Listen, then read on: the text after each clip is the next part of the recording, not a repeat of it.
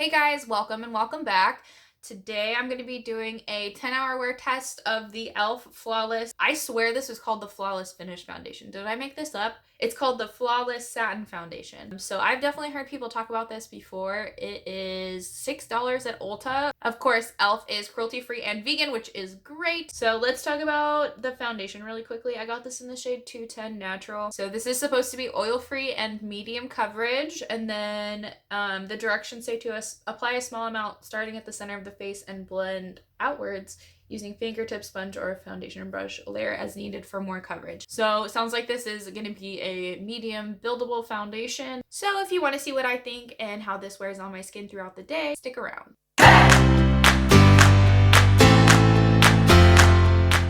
I decided not to do a primer today. I'm just going to see how it wears on its own so that I can get a good idea for the finish and how it wears on my skin without a primer. So this is supposed to be a satin finish with medium coverage. As usual, I have my damp AOA sponge and my Real Techniques foundation brush. I'm gonna buff this in with the foundation brush and then go over it with the sponge to smooth it out. This is like a super thick formula. That's nice. That's always a good sign that it's gonna be fuller coverage. A little goes a long way, apparently.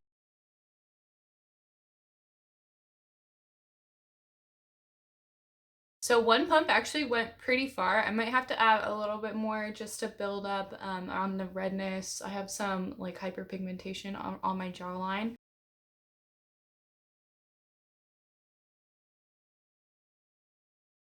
The shade is looking a touch dark, so I'm really hoping that it doesn't oxidize or anything. I love this sponge. It's only $1. I think that this is better than the Real Techniques sponge. In my opinion, it's softer and bouncier, and it's only $1. Okay, for not having a primer, this actually looks super good. So just right off the bat, I really like the way that it looks.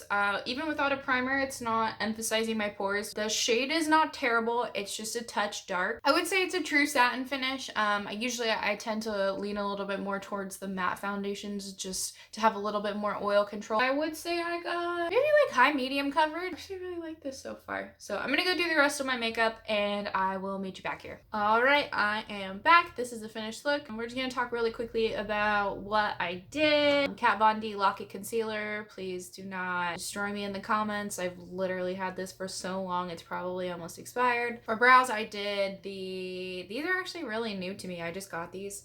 The e.l.f. Instant Brow Lift Pencil and the e.l.f. Clear Brow and Lash Mascara. And then for powder, just the Coty Airspun Translucent Powder. Old favorite. The Balm Take Home the Bronze Oliver Bronzer. I have this e.l.f. Baked Blush in Peachy Cheeky. I don't even think they make this anymore, but it's so good. And then for highlight, I did the Estate Do Me highlighter in the shade Lit. For mascara, I just did the Wet n Wild Mega Length. And then for eyes, use both these old trusty palettes. For the matte shades, I use the Anastasia Beverly Hills Modern Renaissance. And then for the shimmer shades on the lid, I used the Tarte Toasted, whatever this is called. And then my lips are my all-time favorite, the Maybelline Super Stay Matte Ink. These are freaking amazing. All right, so let's talk about my skin again. Actually, this foundation looks at least as good as most of mine do without a primer, and I always use primer with my other foundations. So the coverage is really decent. I definitely would use this as like a day-to-day foundation for work or whatever, just because it's so natural looking. Could do with a little bit of a pore filling primer. I feel like this one would actually look really good with the e.l.f. Poreless Putty Primer. I am already starting to get just the slightest amount of creasing, which is super normal on my skin, and I would definitely expect that without a primer. But I get one crease along my forehead and then one smile line. All right, so I will see you in about 5 hours for the next check-in. Okay, so the foundation has been on for about 5 hours now. I've just been out doing some Christmas shopping, getting ready for the holidays. Someone is pulling in right in front of me. Awesome. Just sitting in a parking lot, so you know. So a couple of thoughts. This is definitely oxidized, at least a shade or two. It's definitely a little more orange.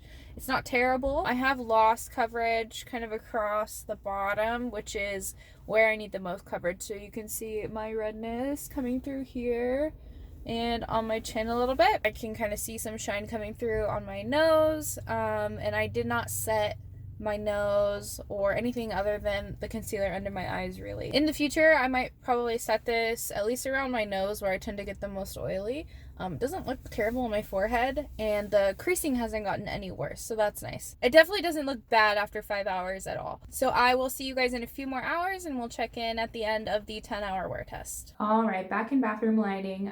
Let me know what you guys think of all my different lighting options today, and if any of these are actually helpful. About the same, honestly, it looks about the same as the last check-in. My forehead is just about the same level of oily, as well as my nose. I haven't lost any more coverage on my chin or cheeks. Keep in mind I don't have a primer on with this, so I probably would get more longevity and more coverage with a primer. Clearly I've given up on life. I am wearing my robe and my glasses, but I knew I couldn't wash my face yet, so I definitely think that this foundation would be really good for mixing with other foundations. I would really like to try it with some primers and see what kind of coverage and longevity I get out of it. I do have some pore filling primers that I like, so I would want to try those out with this. For the most part, I definitely think it's worth the $6. So if you're looking for an inexpensive vegan option, this is a really good everyday medium coverage foundation, at least on my skin. So if you like videos like this and you want to see more foundation reviews from me, give me a thumbs up, subscribe, stick around, and I'll see you in my next video.